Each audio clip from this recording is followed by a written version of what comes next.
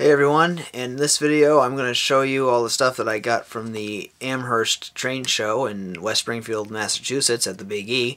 It was a great show as always, and I met up with a lot of friends of mine who were train enthusiasts, including the famous Al Mayo, Monster Railroad on YouTube, and I got a chance to talk with him, and as you probably saw in my last video and in one of his videos, of the two of us together at the show, and we had a great time as well. And so yeah, it was a huge show, and there were many dealers and layouts, and there were even manufacturers as well, model train manufacturers. They were there, and I got a chance to talk with some of them. So in this part of the video, I'm going to show you some of the more of the freebie kind of stuff, and as well as the shirt that I'm wearing, which will be the first thing I show you, is this t-shirt I got.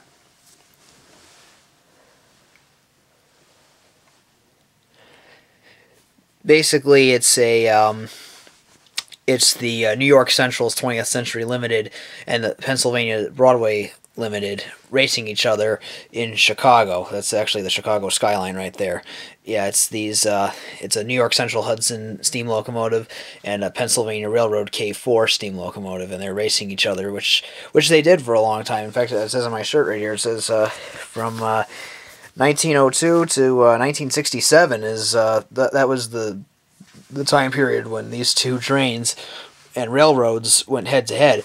Now, I got this shirt because I'm a fan of both the New York Central and the Pennsylvania Railroad. I like them almost pretty much equally, but I personally like the New York Central a little more than the Pennsy, because I really like their water level route, and their Hudsons I think are really nice, and their Mohawks and Niagaras. I really like those steam locomotives. Those are very nice locomotives, and I do like Pennsy as well. Pennsy had some nice steam locomotives as well, like their K4s and M1s and T1s and other engines like that. But yeah, I got this shirt to show both my New York Central and Pennsy pride, so that's why I wanted to get it. Now, some of the freebie stuff I'll show you here.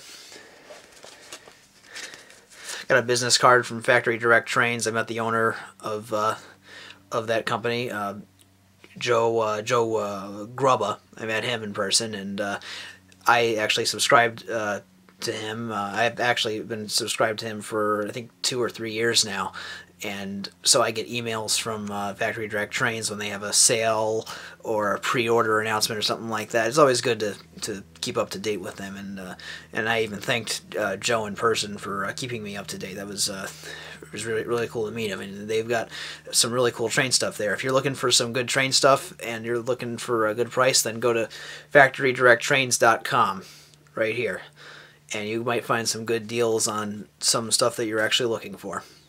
So, another one that I got, another business card, the train room, right here. As well as this little mini catalog for Broadway Limited imports.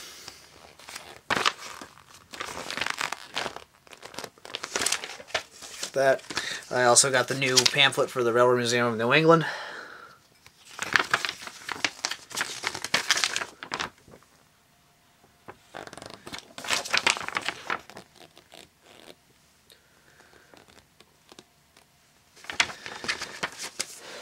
And what else do we have here? This Connecticut River Museum ad. And the last one is this Bachmann catalog, which includes all their product lines, all their scales, G scale, O gauge, HO, N gauge, all that stuff is in here.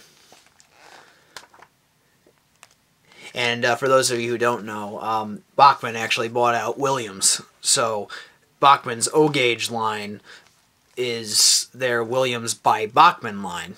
So you get the same, if you're an O-gauge collector and you're familiar with Williams and you want to know what they're doing these days, well, to keep yourself up to date, Bachmann bought out Williams, and so Williams is now part of Bachmann, and that's part of Bachmann's O-Gauge line, which they simply call Williams by Bachmann.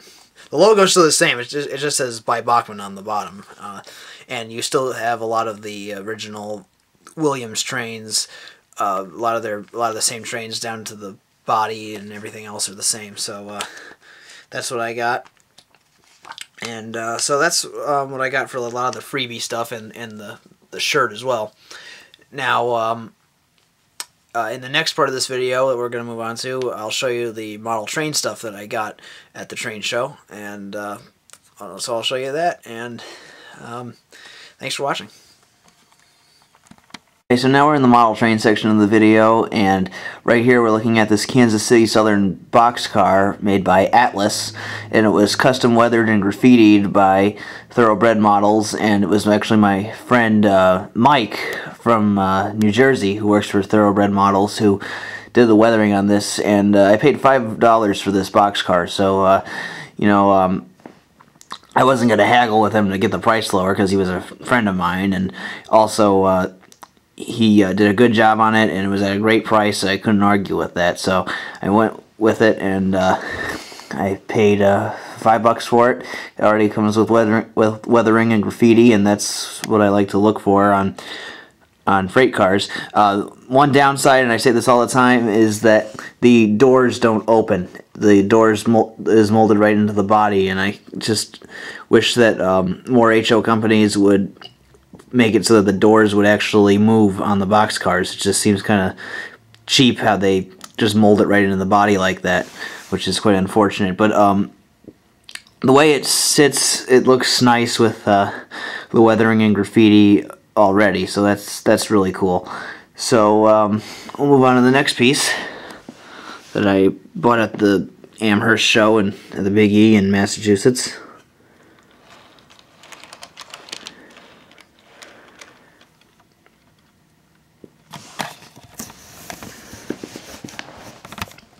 This is a Bachmann Norfolk Southern dome car.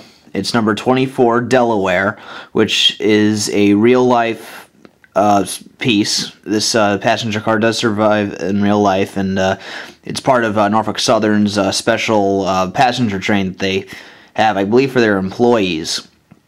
But yeah, this is one of the passenger cars that they have. Now, this is the only HO scale Norfolk Southern passenger car that I found that was based off of the real train. And now Bachmann makes another car, and that other Norfolk Southern passenger car that they make was, from what I read, it's extremely rare because it was made just for Norfolk Southern employees. And I saw what it went for on eBay, and that was up to $75 when I saw it. And it was a pretty rare piece. It was the heavyweight observation car, whichever car that might be. I paid $25 for this Norfolk Southern dome car, and what's really cool is that it actually has a lit interior, which I'll actually turn on for you right now.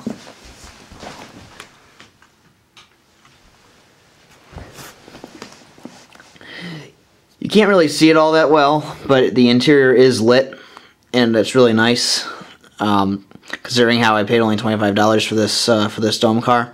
And this car actually goes around the curves much better than my Walther's Milwaukee Road passenger car, but my Superdome. And I kind of wish that Walther's would have done that with their Milwaukee Road Superdome, to have it so that it has the flexibility around the curves as this Norfolk Southern Delaware dome car. And so it has a very nice detailed interior as well, and it's a very nice piece. Hopefully someday Bachmann will come out with the entire Norfolk Southern set, rather than just this car and the extremely rare heavyweight observation car. But this is a great model the way it sits, and it looks really nice behind my Norfolk & Western J-Class 611. And that's really cool. So yeah, I did pretty well at this train show, and I'm glad I bought these two cars and got the other things that I got as well. So as always, the Amherst show is a very fun show. There's a lot of layouts and dealers and even manufacturers there, and I always have a good time meeting up with old friends and new friends, and it's really a fun place to be if you like trains. So anyway, that's the news, and thank you for watching this video. I had a great time at the train show, and I'm looking forward to it in future years. So thank you for watching.